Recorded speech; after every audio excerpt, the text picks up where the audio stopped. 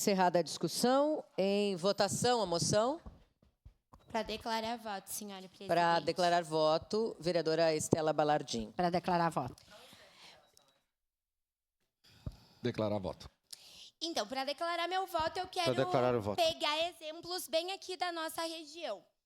A Serra Gaúcha tem terras invadidas pelo MST com que frequência?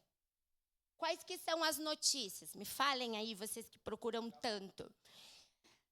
A gente sabe que aqui isso não ocorre por causa do processo de distribuição de terra que nós tivemos com a vinda dos imigrantes italianos, que receberam pequenas porções de terra para ali poder realizar a agricultura familiar. Então, a gente não tem grandes latifúndios aqui na Serra Gaúcha, fazendo com que tenhamos áreas improdutivas. Então, todas as nossas áreas, elas são ocupadas, são produtivas, vamos lembrar disso. Nossos imigrantes vieram para cá com esta garantia, com a garantia de terra.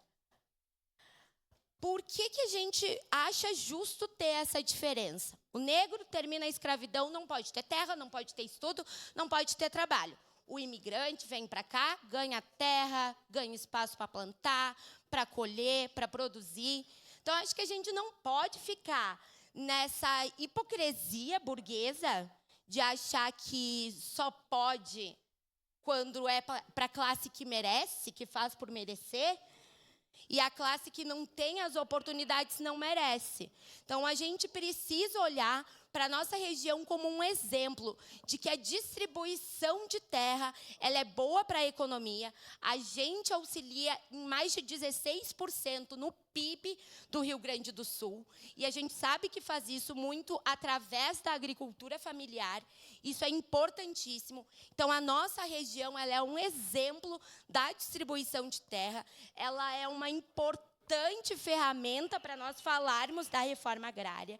E eu quero falar mais uma vez, está na Constituição, que terras que não cumprem com o seu papel social devem ser direcionadas à reforma agrária.